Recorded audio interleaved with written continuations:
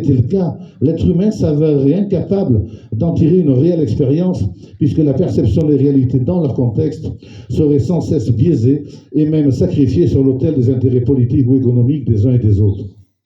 Cependant, au prix de la souffrance et du sang, les résistants ont participé au rétablissement des libertés publiques. À l'époque, ils étaient sûrement bien loin de se douter que ces libertés seraient un jour dévoyées pour salir leur mémoire.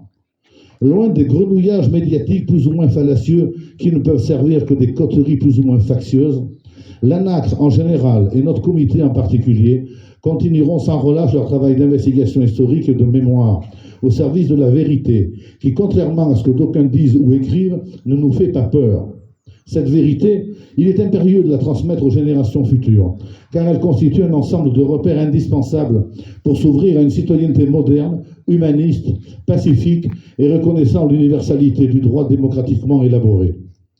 Nous ne saurions conclure notre propos sans remercier les membres de notre comité qui se sont investis dans ce travail d'élaboration, de mise en forme et d'installation de ces deux panneaux.